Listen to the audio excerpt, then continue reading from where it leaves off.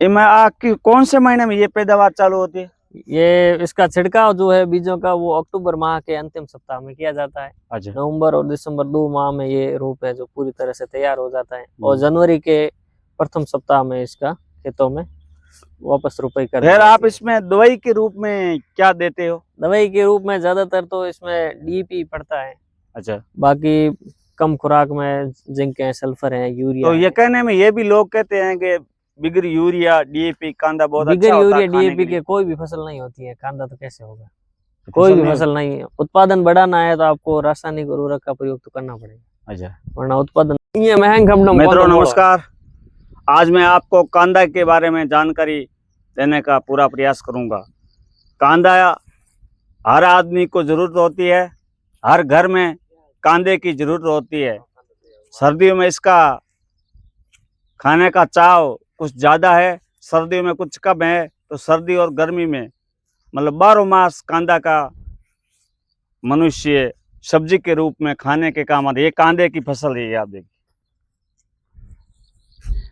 साथियों। कांदा अलग अलग होता है, कई तरह के बीज होते हैं, जैसे बोलते हैं सिकरिया कांदा और अलग अलग उनालिया कांदा और अलग अलग कांदा। ये देखो काफी आदमी बैठे हुए कांदे निकाल रहे हैं।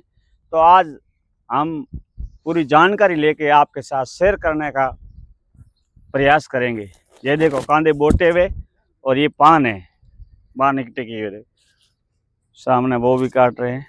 ये कांदों की ढेरी है। तो ये देखिए सर, ये गोल गोल कांदे बहुत ही सुंदर कांदे हैं।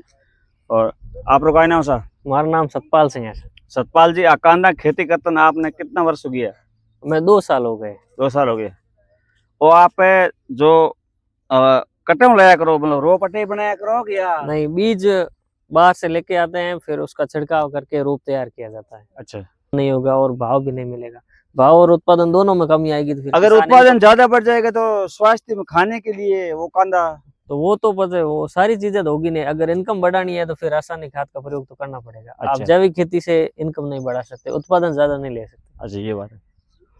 तो आप ये कांदेरी मतलब कॉस्ट कहीं आवे लास्ट अंतिम तक पर बीघा इसका माना जाए तो 10,000 रुपए में हमें ये बन करके तैयार हुआ है।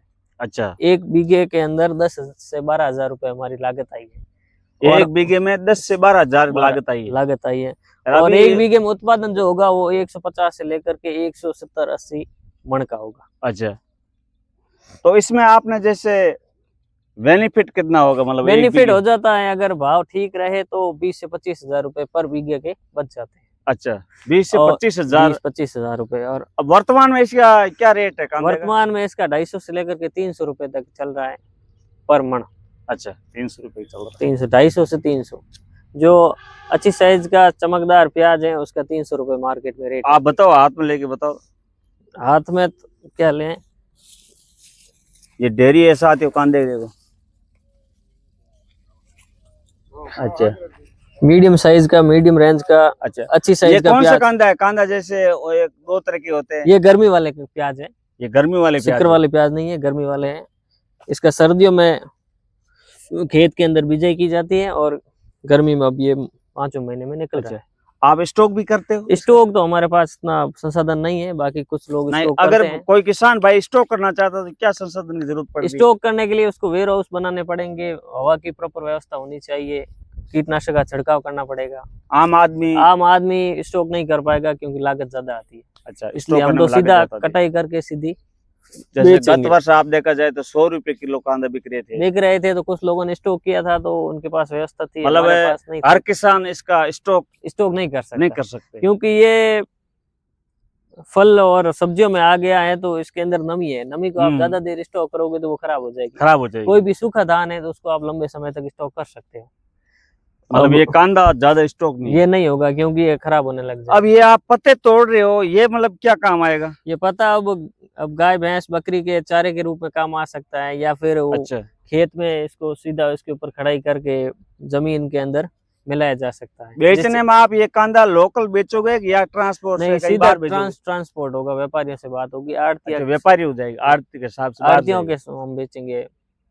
इधर मार्केट में हम नहीं बेचेंगे। इधर नहीं बेचेंगे। इधर उधर भाव में कुछ डिफरेंस? भाव में डिफरेंस रहेगा। हम सारा प्याज एक साथ निकालेंगे, एक साथ बेच देंगे, एक साथ ही उसका पेमेंट मिलेगा। अच्छा। बाकी अब हम रोजाना के प्याज ले करके घर घर घूमे तो उससे कुछ कॉस्ट ज्यादा बढ़ जाता है और इनको वापस रेन्यू बहुत कम होता है। अच्छा, रेन्यू मतलब ट्रैक्टर भाड़ा, ट्रैक्टर भाड़ा किराया है, बस कट्टों की है, भरना है, खाली करना है, तोल है, वेट है, और कुछ प्याज उसमें खराब भी हो जाता है।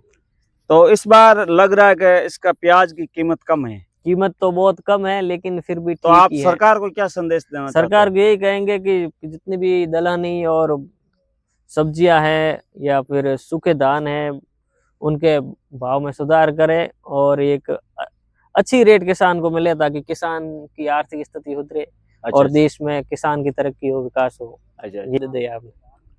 अब ये कांदे की मतलब कटाई कर रहे हैं, तो इससे भी जानेंगे क्या ये एक हाजिरी से है, कैसे काम करते हैं। ये देखो मित्रों, ये कांदे की गुटाई ऐसे होती है, मैं आपको बताऊंगा। ये देखो, आप रुकियो कहाँ हाजिरी हो कटे, मतलब आप क्या काम करो? अच्छा, करसा पान खेत में काश्तकार। कांदा कितना बीघा बाउडो, मतलब काश्तकार के रूप में काम करो? हाँ। कितना बीघा में बाउडा आपका कांदा? 9-10 बीघा में। तो अब की बार रकम काफी ले ले ने? भाव कम ही। अच्छा, भाव कम है यहाँ। और भी हमारे साथ है। हाँ सर, आप मतलब हाजिरी हो या काश्तकार रूप में काम करो? अच्छा, हाजिरी में काम। कहीं हाजिरी मिले आपने? रोज कितना किला कांदा आप तैयार कर दे हो?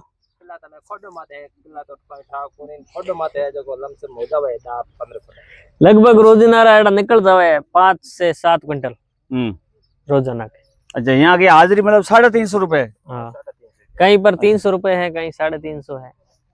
साथियों, ये जो दृश्य मैंने कांदा का बताया है, कुछ जिलों में अलग अलग कांदों के बीज होते हैं, अलग अलग गांव के या शहरों के कांदे बोले जाते हैं। तो मैं इस वक्त फलोदी जिले का ये दृश्य है, आमला गांव है, फलोदी जिले में कांदों की कटाई हो रही है, पूरा आपको बताया PRD मरुद्रा के साथ आपका भाई परसराम ढाका। धन्यवाद। जय राजस्थान।